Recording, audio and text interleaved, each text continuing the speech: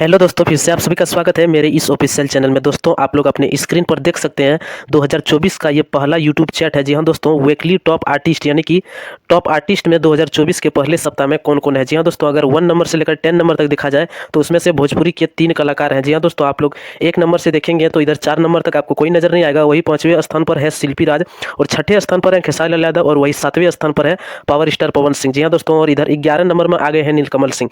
बाकी दोस्तों, आप लोगों को बता दें कि खेसारी लाल यादव पिछले सप्ताह में 9 नंबर इस तरह के आ गए थे टॉप आर्टिस्ट में, और महज एक गाने की हिट होने से खेसारी लाल यादव जो है अभी 6ठे स्थान पर विराजमान है। तो ये क्रेज है खेसारी लाल यादव का। अगर साल का शुरुआती दौर इस प्रकार से है तो आप लोग समझ सकते हैं कि आने वाले समय में यानी कि 2024 में किस प्रकार से धमाका किया जा सकता है। बाकी दोस्तों, खेसारी लाल यादव का और एक गाना आ रहा है जो कि एक नए चैनल से आएगा, और उसका डिजिटल पार्टनर जो है वो ग्लोबल म्यूजिक जंक्शन है। आप लोग स्क्रीन पर उस गाने का पोस्टर देख सकते हैं। गाने का नाम है एगो बात बताई, और यह गाना जो है पीपा म्यूजिक भोजपुरी से आएगा। इस गाने को रिलीज किया जाएगा सुबह 6:30 बजे।